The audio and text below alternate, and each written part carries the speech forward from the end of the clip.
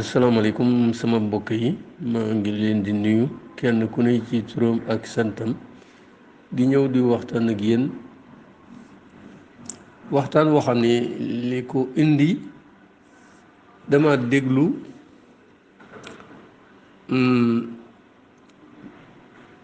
président Abdoulaye Wade mënuma koo tudd bañ a tudd moo ko tuddee ñu ne dañu ko da ko bañ déedéet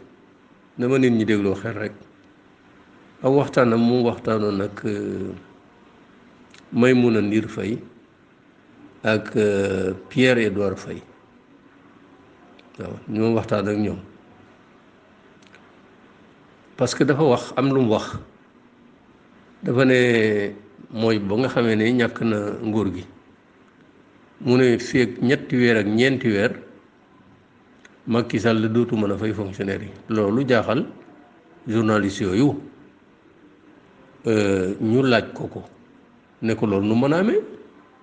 mu ne waaw Abdoulaye wax de du ko mën parce que bàyyiwuma fi xaalis bàyyiwuma fi dara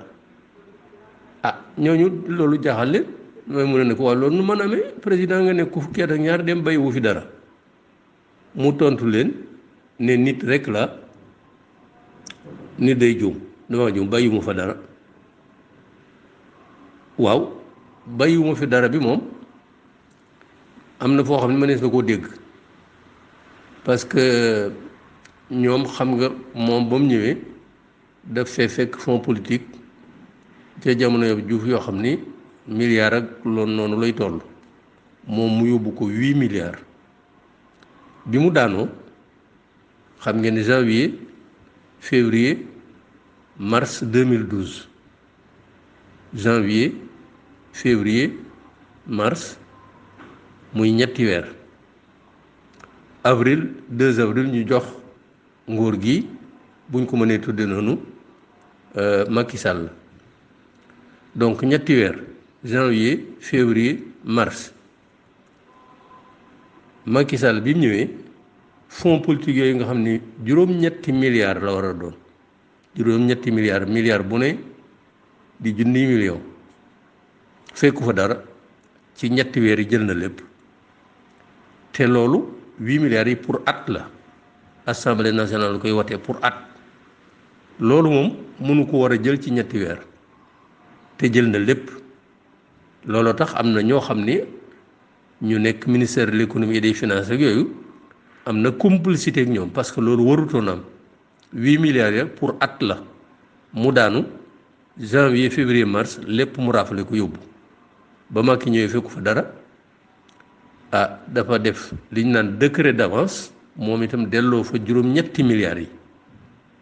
waaye sax lu bon da ca waroon dindi ñetti weer janvier février mars yi nga xam ne fekku ko fa da ko ca war a dindi waaye moom da caa delloo lépp donc nee na Abdoulaye Wade nee na ba muy dem bàyyiwu fi dara ba journaliste yi xawee jax mu ne leen waaw loolu bu mu leen jaaxal nit rek laa damay juum ensuite Senghor ba muy dem bàyyilul Abdou Diouf dara Abdou Diouf ba muy dem bàyyilu ma dara man ba may dem bàyyilu ma Macky dara loolu nag mënuma koo ñàkk a wax lim ne Abdou Diouf ba muy dem bàyyilu ma dara foofu moom wax na loomut ma jéggulu ko ba muy dem ba 2000 bañ fiy jóge socialiste yi bàyyi nañ fi au moins 200 milliards de francs CFA ci seen budget nam tolloon mais teewut bàyyi nañ fi 200 milliards ñaari téeméeri milliards bàyyi nañ ko fi te booba nee nañu li ñu tubaab naan tous les signaux étaient verts maanaam foo dem ci koom-koom beeg xel daal daloon na boo seetee koom-koom bi fi mu tolloon xel daloon na te bàyyi nañ fi ñaari téeméeri milliards mu ne Abdou Diouf bàyyilu ko dara ba mu njëkk demee France ca weeroo dañ koo laaj maanaam situation réew ma ak nangam mu ni en tout cas ils ne m'ont pas laissé des caisses vides néewul bàyyil nañ ma waxul ñaari du ko wax nee na waaye bàyyi luñ ma kees yoo xam ne dara nekku fa maanaam bàyyi nañ may kees yoo xam ne am na lu fa ne voilà donc bu ne Abdou Diouf bàyyi lu ko dara loolu moom amut parti socialiste bàyyi nañ fi 200 milliards ak situation économique boo xam ne bii vraiment xaw naa daal xel ca jamono yooyu waaw loolu moom lu wér la donc bu ko waxee loolu du neex a gëm. Ensuite xam nga yu mel noonu boo koy dégg te damay dégg yeneen ci jamono yi ñu naan c'est l'homme de la situation, il est maître du jeu maanaam ci politique daal lépp ci loxoom la nekk kenn mënu fee def loo xam ni àndu ca kenn mënu fee dindi loo xam ni àndu ca mooy le maître du jeu mooy l'homme de la situation. loolu quand même bu ma ko déggee ci Sénégal dana toll foo xam ne fii dana war a waxante dëgg nit ku yàlla jox juróom-ñeent fukki at ak juróom-ñett nan nga mën a nekkee l'homme de la koo xam ne lépp ci say loxo la ne loo àndul du mën a ne loo ànd mu mën a ne il est maître de la situation daanaka mooy buur mooy bu mi loolu nag man dama ko dul mën a dégg naam après élection yi PDS am na defe naa ñaar fukki député juróom-benn waaye ni mu dikkee loolu ñëpp xam nañ ko àndam geeg Yewwi Askan Wi am na lu bare lu mu ci joué kooku kenn mënu ko weddi parce que bañ àndul ak Yewwi ci élection locale ak maire yeeg yooyu la ñoom ñëpp xam nañ ko bon nag bu ñu fi nekk ne moom mooy l'homme de la situation le maître du jeu sunu avenir mënut a dépendre ci Ablaye Wade koo xam ni am na juróom-ñeent fukki at ak juróom-ñett yàlla na yàlla yokki atam yàlla na dund lépp téeméer at waaye bu boobaa nanu bàyyil sunu réew mënut a dépendre ci nit ko am daanaka téeméer at fii nu toll dana war a waxante dëgg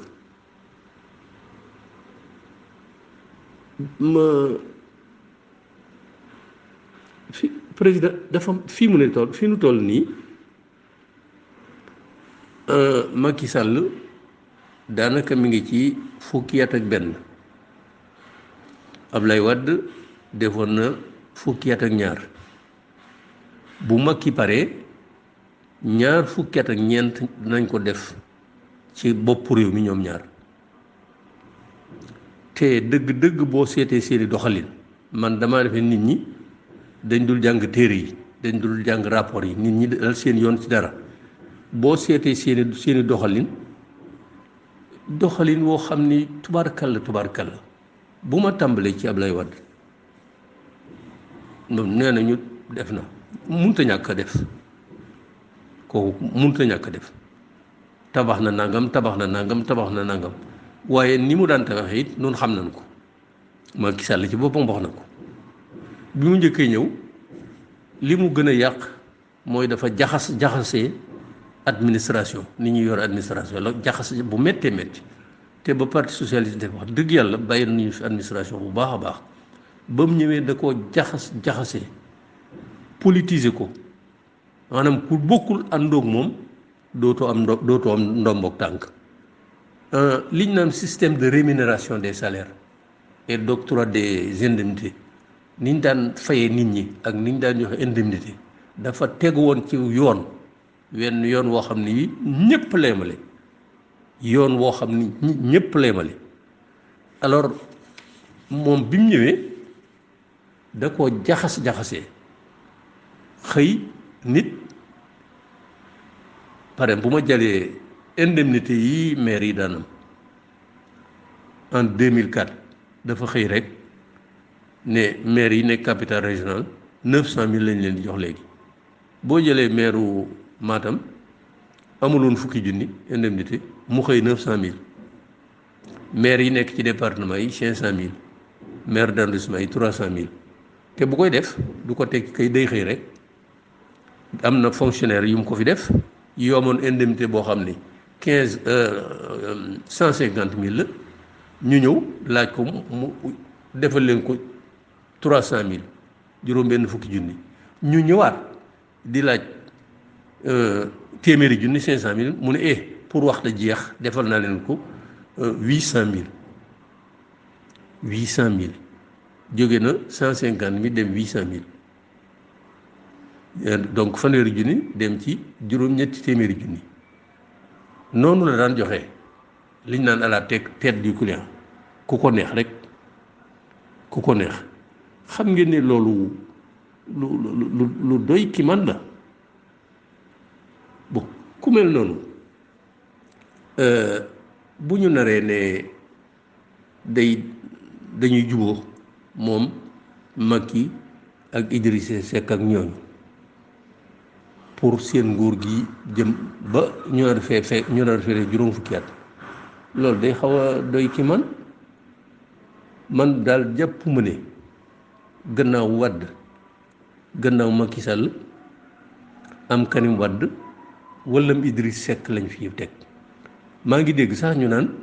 mën naa am Idriss Seck mooy nekki premier ministre bii nuy xaar Macky Sall nag yab nañu lool waaye nag xanaa yebewuñu lu toll ni ku mel ni Idriss Seck mi ñëpp xam léegi ñëpp xam nañ ko dana ci dellu si Idriss Seck mi ñëpp xam koo xam ne lu mu la wax tey boo léegi mu wax la safaan ba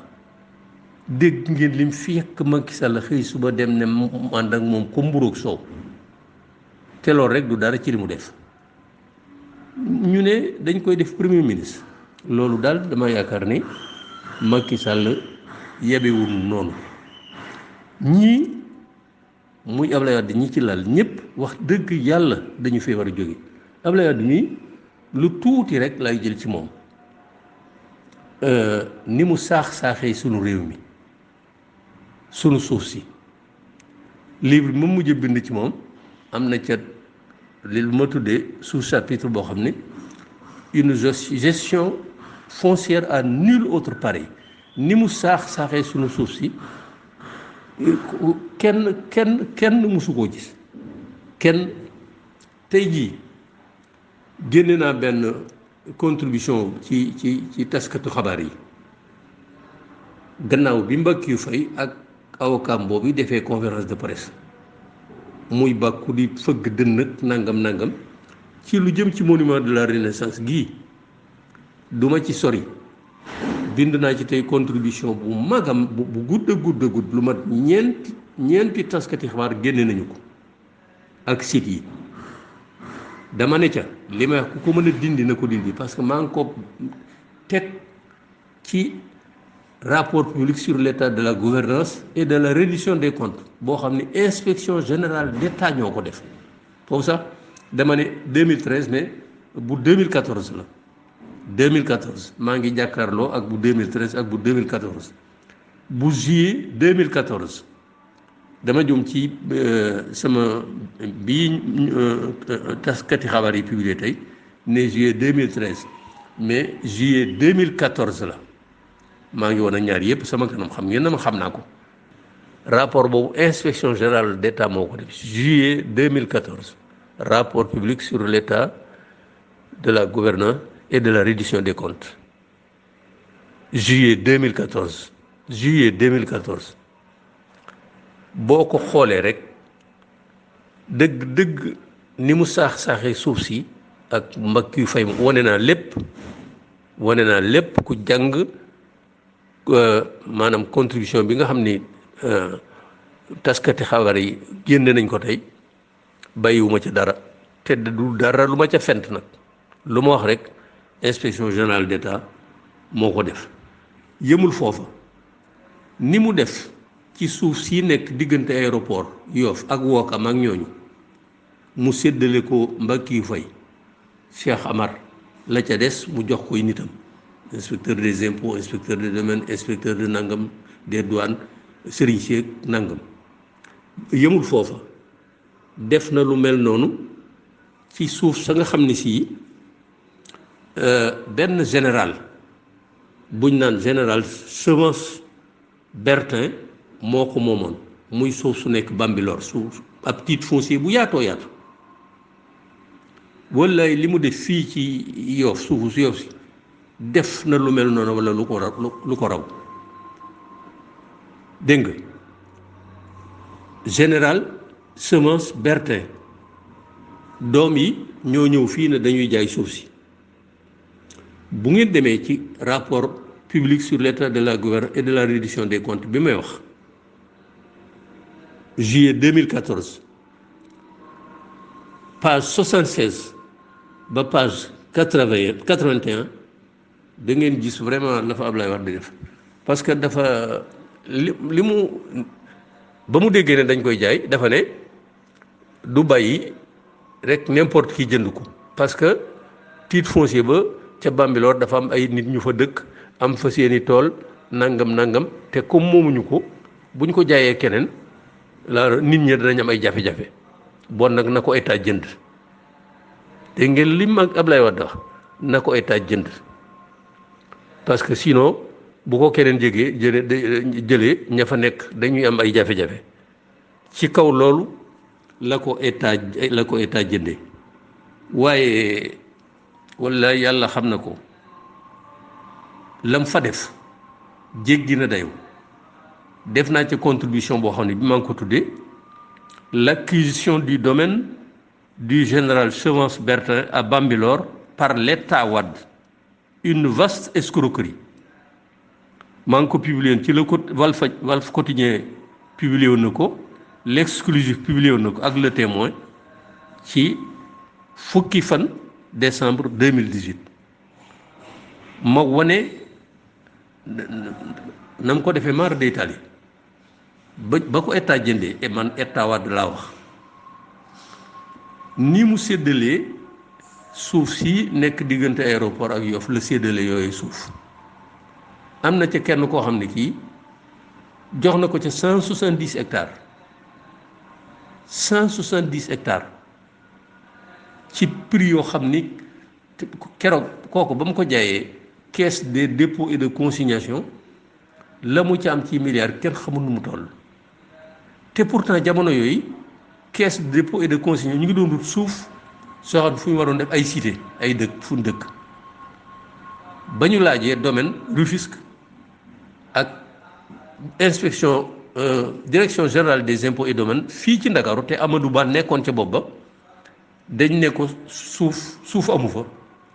te booba kat état jënd na suufi général bi ñu séddale ko ay nit am na ca koo xam ne kii lañ ko jox daf caa ami milliards bu ngeen demee ci fi ma li ma leen wax ci rapport boobu da ngeen ko ca fekk lu doy kiimaan te ñañ ko jox bu fekkoon dañ ko teg ci yoon sax ñu ne waaw waaye dañ cee am xaalis dañ leen koy jox ci 4000 francs le mètre carré wala dara ñoom ñu jaayee ko loo xam ne ay milliards lañ ci am te duñ ca fay taxe dara duñ ko ci am inspection générale d'État nee na ba ñu seetee doxalin wañ doxalin te jaarale ko wuñ ko yoon buñ ko tegoon ci yoon état rek mënoon na ci am 40 milliards ci ay taxes ak yooyu te état amu ca dara suuf soosee nga xam ne ca général ba la ko état Wade jënde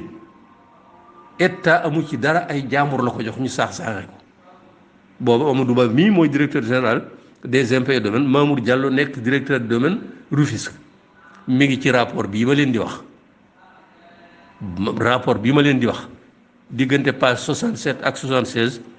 bu ngeen demee da ngeen ci gis lépp loola yemu ca nit ñi damaa defee ne dañ dul seet rapport public sur l'état de la gouvernance et de la reddition des comptes toujours bu inspection générale d'État bu juillet 2013 bu ngeen seetee par exemple da ngeen fa fekk yeneen njaaxum yoo xam ni par exemple Dubaï Port World ni mu doxalee ak port autonome de Dakar bañ ko fay defal concession di ko fa jox concession scandale la boo xam ne bii kenn xamul nu mu toll bu ngeen demee ci page 92 ba 107 da ngeen gis lépp loo xam ni dara jaaru ci yoon Abdoulaye yi mu daan def yëpp day salfaane yoon bu ngeen demee ci page 92 de ba 2007 Dubai Port World na mu jëfandikoo port autonome de Dakar dafa jéggi kii man am na jamono boo xam ni sax am na lu ca feeñ ba Dubai Port World daw fay 25 milliards te bu ngeen ko fàttalee Mimi Touré ne woon 25 milliards yi ci affaire kër yi la déedéet dafa am lu feeñ Dubai Port World daw fay ñaar fukki milliards ak juróom noonu la demoon bu ngeen demee ci rapport public sur l'état de la gouvernance et de la reddition des comptes ba tey bii 2013 juillet 2013 am na lu fa doxalin bu fa ñaaw encore woo xam ni hôtel King Fahd Palace te nekkoon ex Méridien Président hôtel Méridien Président te ñu tudd ko King Fahd Palace léegi bu ngeen demee ci page 107 ak 110 da ngeen gis aussi doxalin wu ñaaw wañu ko doxale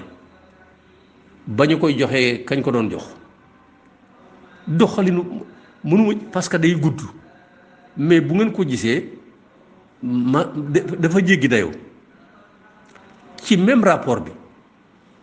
li gën a ñaaw mooy li ñu tuddee autorité de régulation des télécommunications et des postes mooy ARTP bu ngeen demee ca page 110 ak 111 da ngeen gis doxalin wu ñaaw a ñaaw entreprise bi ñu naan MDL mooy exploité sunu zircon bii moo njëkkoon ca sunu sunu wurus wee ca Kédougou MDL moomu moom moo ne woon nañ ko defal concession ARTP concession dañ la koy jox nga yor ko ngeen signé convention ma day am fu mu tegu ARTP amoon nañ équipe boo xam ni ab commission ñoom ñoo def seen offre ne boo bëggee ñu jox la concession bi nga yor ARTP da ngay def lii da ngay def lii da ngay def lii da ngay def lii ñu bàyyi fa loola ñoom la ñu def booba directeur de cabinet du ministre des télécommunications nga xam ni mooy ministre ARTP directeur de cabinet def na fa njaaxum liggéey boo xam ne bi ARTP bi ñu defee seen convention ne nii lay demee directeur de cabinet ba moo fab rapport proposition MDL entreprise la mu proposé ne moom noonu la ko bëggee la convention moom noonu la ko bëggee moom la directeur de cabinet ba jël signé ko dem ca président de la république signé convention booba alors que ñoom ñoo war a def seen convention seen offre nangam bu ñëpp d'accord ñu soog koo signé ñu jël moom waaye kuy kiyal sa bopp koy xam ngeen convention boppam nii ngeen ma koy joxe ma won leen ci tuuti rek parce que dafa doy kiimaan ba nga xam ni li may wax nii page 111 rapport bi juillet 2013 inspection générale d'État wax de à l'occasion d'une mission d'enquête l'inspection générale d'État a constaté que la version du projet de convention et de cahier des charges approuvée par l'ancien président de la République n'est autre que celle qui était initialement préparée et proposée par le demandeur et non celle qui est retenue par la commission d'instruction. Donc moom moo ne joxalin ma ko nii président signé ko alors que waa ARTP ak seen kuréel ga war a def seen la ñu def ñu teg ko fee président signel MDL convention ba mu bëggal boppam mas ngeen a gis lii te déggu leen de day wii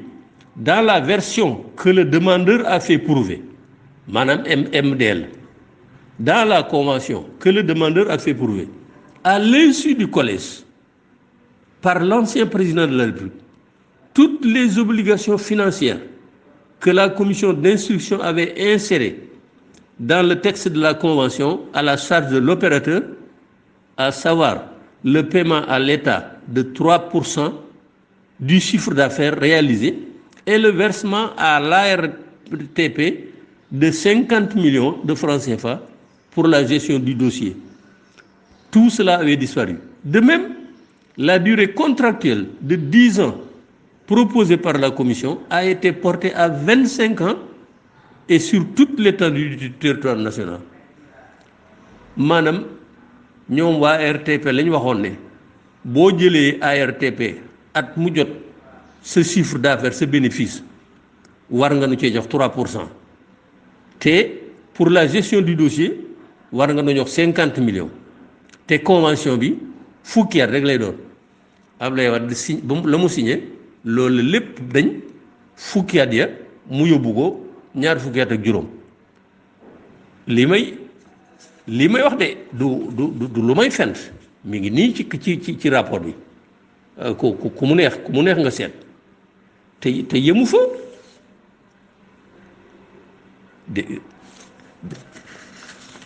yemu fa xam ngeen ne loolu mara d'Italie am na beneen loolu xew foofu loolu xew port loolu xew ca suufu su Yoff si loolu xew ca suufu su Bambilor see lii gën a garaaw ci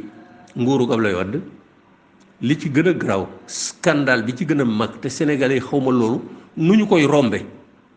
mooy le protocole de Rebeuss lu kenn mënta weddi le protocole de Rebeuss ci diggante Abdoulaye Wade ak Idrissa Seck seen xuloo beeg seen ŋaañaang lépp ba mu koy dugal kaso ci affaire chantier de Thiès déedéet booba affaire chantier de Thiès seet nañ ne mënuñu ko caa jàpp ñu def atteinte à la sûreté de l'État tëj ko mais la tax mu tëj ko du loolu dafa am lu dox seen diggante benn xaalis bu bari maa ko wax ma ni waa PDS le protocole de Rebeuss c'est le plus gros scandale de la gouvernance de Wade nu mu tudd Samuel Sarr taxaw na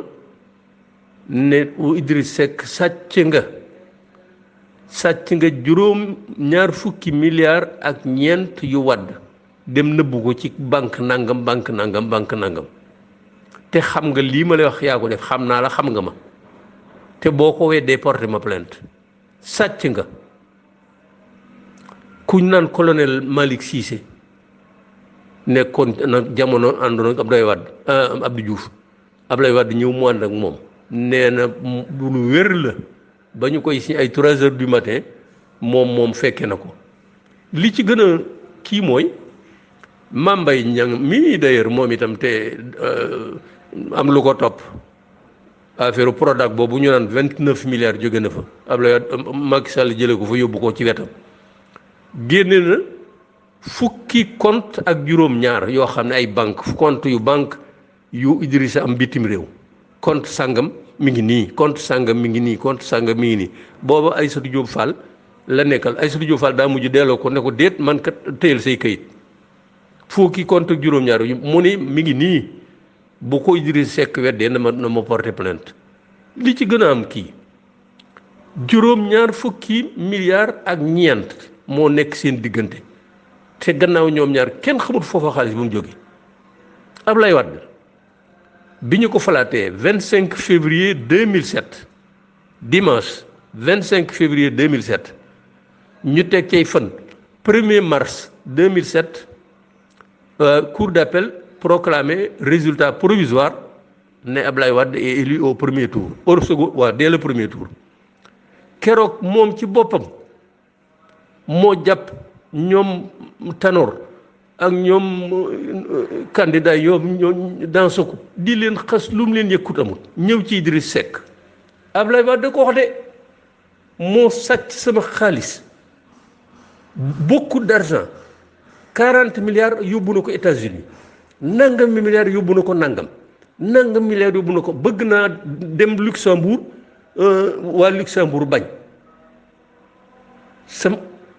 mais c'est extraordinaire.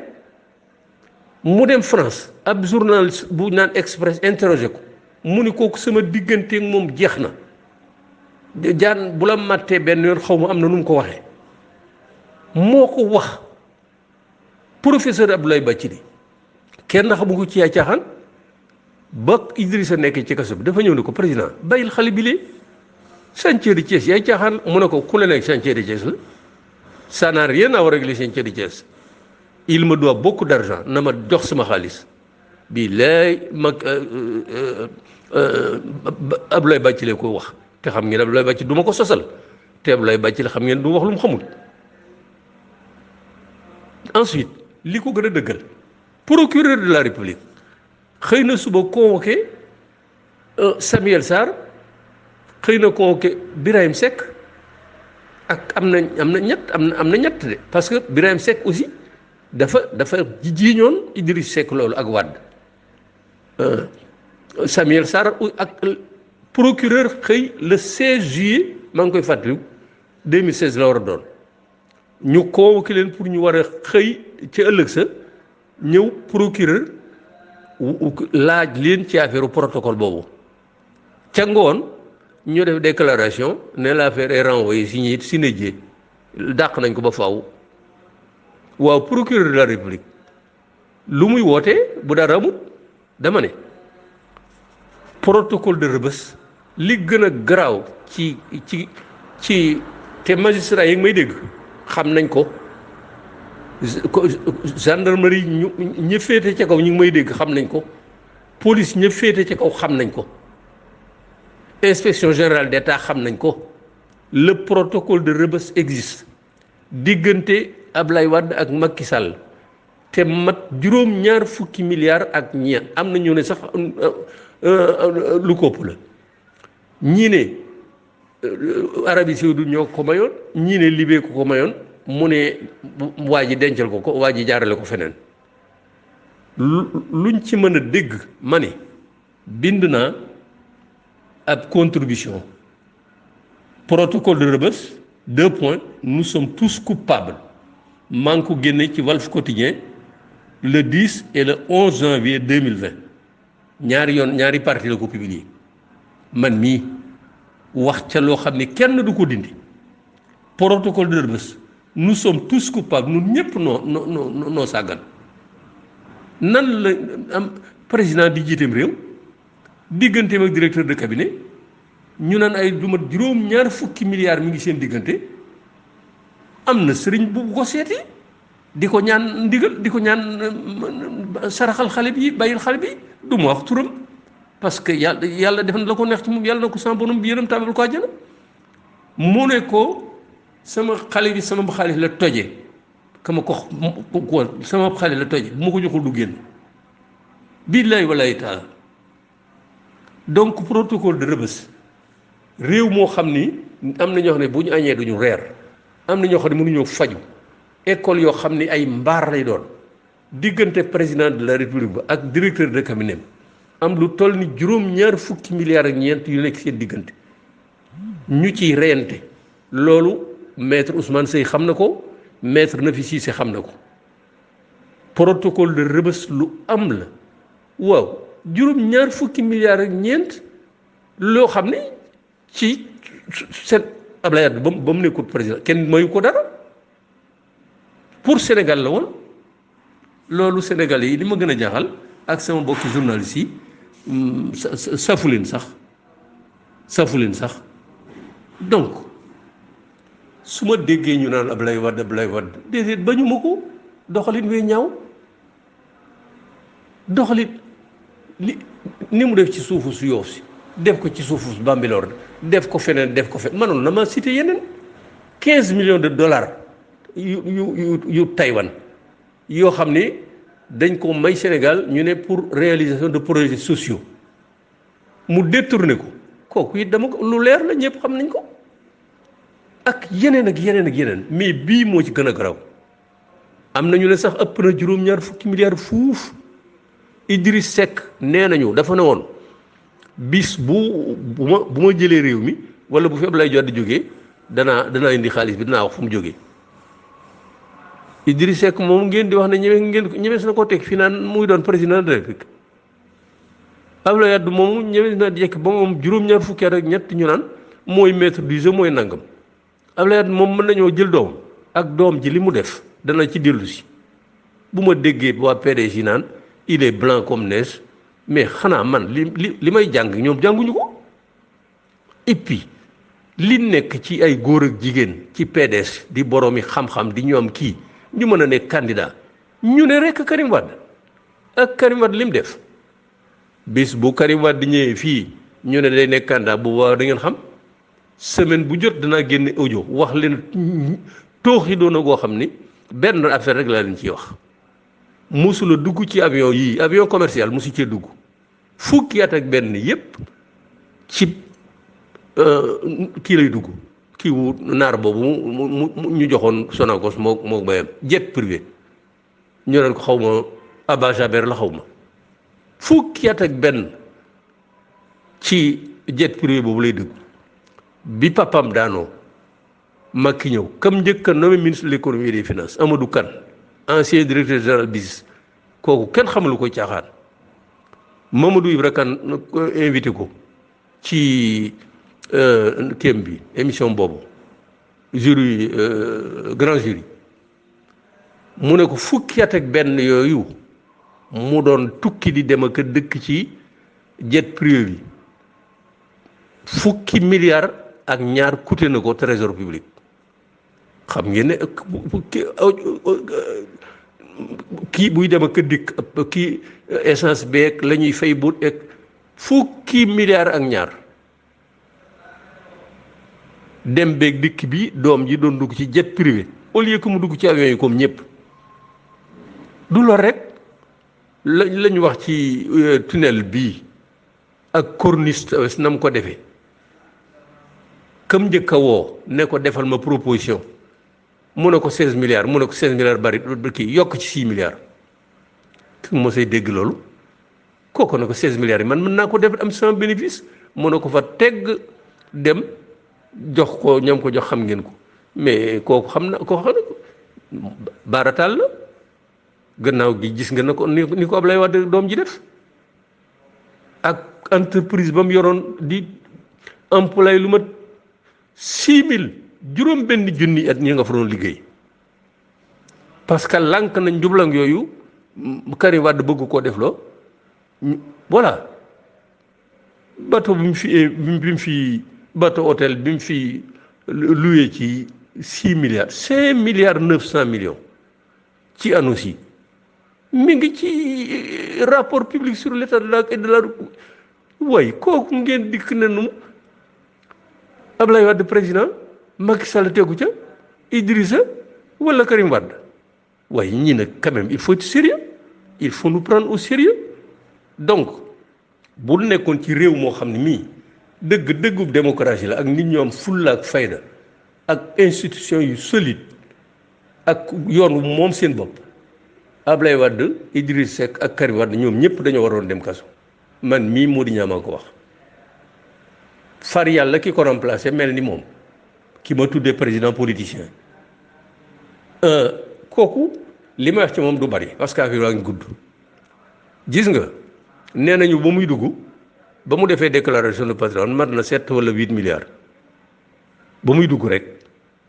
waaye yéen nee nañ sax motu ko 5 ak nay 5 milliards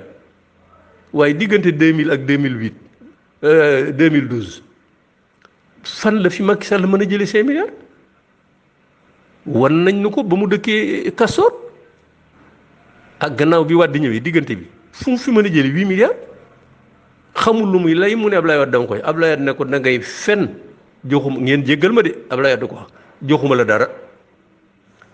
te li ma leen di méngaleel nun suñu réew mi ci ñaar fukki réew ak juróom yi gën a ndóol gën a bari bor ci lan bokk yow ngay ñëw ne da ngay nekk président candidat déclaré patrimoine am 8 milliards nañ ko def 5 nga dem France ca jamono yee France mooy 4e puissance économique du monde ñeenti réew wala juróom yi gën a am koom-koom yi gën a kii ci la bokk France. Jacques Chirac tàmbali 1962 la tàmbali dugg di takk ndomboy tànk ba 2007 nekk na fi chargé de mission, nekk na fi ministre délégué, ministre de l'agriculture, ministre de l'intérieur, premier ministre, maire de Paris pendant 18 ans, président de pendant 12 ans. 1962 ba 2007 muy juróom fukki at ak juróom nekk na ko ci nguur. Keroog ba mu wàccee ba ñu patrimoine am bañ ko seetee mook jabaram matul 4 milliards de francs CFA la ñu am lépp oto yaag am nañu oto boo xam ne bu yamamaay ak i matul 4 milliards de francs CFA def na juróom fukki at ak juróom ci nguur ak ndomboy tànk yi ma leen wax. France nekk 4e wala 5e puissance du monde nun nu nekk bokk ci 25 pays les plus pauvres et les plus endettés kenn di dugg ci nun am 5 wala 6 wala 7 milliards. loolu mën ngeen koo dégg moo tax du ma sori ci moom rapport am yéen nekk ca taabalam mu ne teg na ci concam kooku dootuma ci wax rapport yéen nekk ca pour taabali procureur jóge OFNAC di fanweer ak juróom kenn waxu ca dootuma ci wax ñaar fukk ak juróom yi nga xam ni ñoom lañ ne woon ñoo sàcc suñu xaalis dañ ko goqi ñu enquête ba ni ñii la ñett lañ ca jot kii ñaar fukk ak ñaar yépp a ngi ñu ko wër di sàcc yu wér a wér loolu bàyyi wax naa ci ba sonn mais li gën a grave dañ ko daan xumtoo ArcelorMittal entreprise la woon dafa ne dañ koo jox sunu fer bale ca Kédougou Falémé ca Kédougou 750 millions de tonnes ñu signé ak moom contrat mu ne dana defar saxaar goo xam ne gi avec rail grand écartement day jógee Kédougou ñëw ba Bargny fekk ñu defar fa ab port minéralier ñu def kon ba lépp mat dégg nga mu jekki ba nee naay fer njëg giñ ko daan jënde wàññi ko na mu lànk ne dootu ko defar contrat ba mu renier ko ba mu ko defee Abdoulaye Wade porte ko plainte am na tribunal bu nekk Paris boo xam ne mooy àtte yooyu ba mu demee 50 milliards de dollars la doon laaj xam na ne du ko am waaye en première instance jox nañ ko 5 milliards de dollars kii wax na ko Pape Diop bërki dem xam nga ne fentuma ko Clédor Sène gën na ko wax ak i détail mu ñu propose 5 milliards muy 2500 milliards yu ñu waroon a jox xam naa avocat ya doon nañ def appel waaye lu bon bu ñu joxoon 2500 milliards it danañ am 2000 wala 1500 milliards Macky Sall jaar ca suuf dem waxtaan ak ñoom ñu ne 75 milliards waaye yéen 75 milliards 2500 milliards nga dem waxtaan président ñëw amoo loo def waxtaan pour ñu ne 75 milliards waaye sénégalais yi Macky Sall lu mu bëggoon lu ko dugal ci loolu est-ce que 75 milliards rek lañ ko jox luy ndey loolu mais yëmul foofa am na benn villa buñ ne da koo jënd ca Houston États-Unis dans l'état du Texas nga xam ne da ngay jël avion fii dawal 7000 kilomètres ak New York wala Washington jëlaat avion dem Texas wàcc ci suuf dem Houston ñu ni mu jënd fa ab villa boo xam ne da koo jënd à crédit da koy fay waaye buñ nu fontoo yow romb nga fi Fann romb nga fi nangam romb nga Bordeaux romb nga Nantes romb nga Bruxelles dem ba Houston ca Texas ne yaa ngi fay jënd à crédit c'est pas vrai dafa am benn entreprise boo xam ni Fortesa moo doon kii exploité pétrole lu Gadianga bii mi jamono yooyu nekk na fi conseiller Ablaye Wade ci affaire énergie ba yàgg mu nekk dem Petrosen nekk directeur général nekk directeur des mines nee nañu moo signé contrat ba ak Forteza bon nag xel mën naa may ni villa boobee Forteza moo ko jox te lu leer la nan la Macky di jóge fii ba Texas ba Houston di jënd villa nu mu tudd ci crédit Forteza moo ko jusqu'à preuve du contraire moo ko jox. maa ngi jeexal parce que dafa gudd am na voyage bu mu fi def dafa demoon Afrique du Sud jóge fa jaar ci état bu ndaw a ndaw bu ñu naan Swatini xaw ma moo doon Swaziland bu njëkk ab buur a fa nekk booba ñaar fukki at ak juróom-ñett la am fukki jabar ak ñeent ñetti réew yi gën a ndóol ci la dëkk boobu bokk Abdoulaye Wade di jógee Afrique du Sud xaw a sabula Macky Sall jaar fa invité ko mu ñëw fii waaye lu muy wuti foofa ak lu nu jote ñetti réew yi gën a ndóol ci la bokk dib roi 28 ans am fukki jabar ak ñeent def mara d'Italie mu dem ñépp nee nañu xam ngeen ne Jacob Zuma ka nekkoon président de Afrique du Sud te ñu jàpp ko wàcce ko ci guerre am na ñu ko jiiñ ne dëkk bu ñu naan Swatini fa la denc xaalis ba ñu bari nee nañu kii fi nu mu tudd paradis fiscal la fu ñuy nëbbu xaalis Macky jaar fa invité ko kooku lu mën a am ci moom loolu it suñu journaliste nañ ko gëstu ak leneen lu ma war a wax moo tax bu nu ñàkkee fayda ba 2024 Macky Sall la amaat 3e mandat wala bu ko mënul mu ne daf nuy tegalum Idrissa Seck wala Karim Wade waaye yéen sénégalais xanaa buggu leen dara ñii liñ def te li ma leen wax nii du dara ci li ñu def rapport public yaa ngi fi Cour des comptes inspection générale d'État nangam ay njaaxum yu dul jeex ak ñi leen wër ñëpp ay sàcc lañu yoo xam ne yi tey bu ñu leen yóbbu woon yoon seen dossiers yi ñu yóbbu leen yoon buñ dee téeméer juróom-ñett fukki yëpp kaso lañ jëm Sénégal nag nan seetaat suñu bopp 2024 ñii bu ñu fi jógewul booy bu yàlla raafal réew mi. maa ngi jégalu tuuti rek parce que dafa am lu tey xel entreprise Forteza boobu man ba ma gis dama jàpp ne villa boobu génnuñ ca Forteza seen siège Houston la dëkk boobu nga xam ne nee nañu fa la Macky Sall jënd ji ab villa ci bor di ko fay entreprise Forteza boobu siège am Houston la moo tax tey na xel jóge Sénégal ba Houston te États-Unis di lebu villa man dey Forteza gënul ca villa boobu maa ngi jégalu